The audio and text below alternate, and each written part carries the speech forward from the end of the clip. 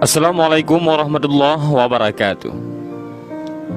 Alkisah, ada seorang konglomerat yang sangat kaya raya menulis surat wasiatnya, yaitu barang siapa yang mau menemaniku selama 40 hari di dalam kubur setelah aku mati, akan aku beri warisan separuh dari harta peninggalanku. Lalu ditanyakanlah hal itu kepada anak-anaknya, apakah mereka sanggup menjaganya di alam kubur nanti? Tapi anak-anaknya menjawab, mana mungkin kami sanggup menjaga ayah, karena pada saat itu ayah sudah menjadi mayat. Keesokan harinya dipanggillah semua adik-adiknya, dan beliau kembali bertanya, adik-adikku, sanggupkah di antara kalian yang menemaniku di dalam kubur selama 40 hari setelah aku mati nanti? Aku akan memberi setengah dari hartaku. Adik-adiknya pun menjawab, apakah engkau sudah gila? Mana mungkin ada orang yang sanggup bersama mayat selama itu dalam tanah? Lalu dengan sedih konglomerat tadi memanggil ajudannya untuk mengumumkan penawaran istimewanya itu kepada para penduduk. Akhirnya sampai jugalah pada hari di mana konglomerat tersebut kembali ke rahmatullah.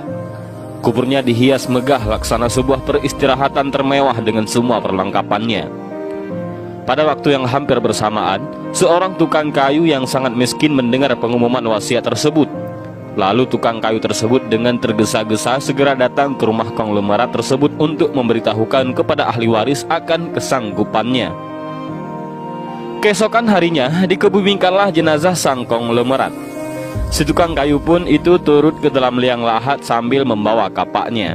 Yang paling berharga dimiliki si tukang kayu hanyalah kapak untuk bekerja mencari nafkahnya.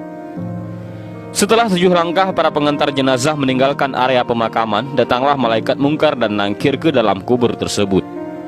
Si tukang kayu menyadari siapa yang datang. Ia segera agak menjauh dari mayat konglomerat. Di benaknya, sudah tiba saatnya lah si konglomerat akan diinterogasi oleh malaikat mungkar dan nangkir. Tapi yang terjadi malah sebaliknya. Malaikat mungkar dan nangkir malah menuju ke arahnya dan bertanya kepadanya, apa yang kau lakukan di sini? Aku menemani mayat ini selama 40 hari untuk mendapatkan setengah dari harta warisannya, jawab si tukang kayu. Apa saja harta yang kau miliki? Tanya mungkar nangkir. Hartaku cuma kapak ini saja, untuk mencari rezeki, jawab si tukang kayu. Kemudian mungkar dan nangkir bertanya lagi, dari mana kau dapatkan kapakmu ini? Aku membelinya, balas si tukang kayu. Lalu pergilah mungkar dan nangkir dari dalam kubur tersebut. Besok di hari kedua, mereka datang lagi dan bertanya, apa saja yang kau lakukan dengan kapakmu? Aku menebang pohon untuk dijadikan kayu bakar, lalu aku jual ke pasar, jawab tukang kayu. Di hari ketiga ditanya lagi, pohon siapa yang kau tebang dengan kapakmu ini? Pohon itu tumbuh di hutan belantara, jadi nggak ada yang punya, jawab si tukang kayu itu. Apa kau yakin? Lanjut malaikat. Kemudian para malaikat pun hilang. Datang lagi di hari keempat, mereka bertanya lagi, adakah kau potong pohon-pohon tersebut dengan kapak ini sesuai ukurannya dan beratnya yang sama untuk dijual?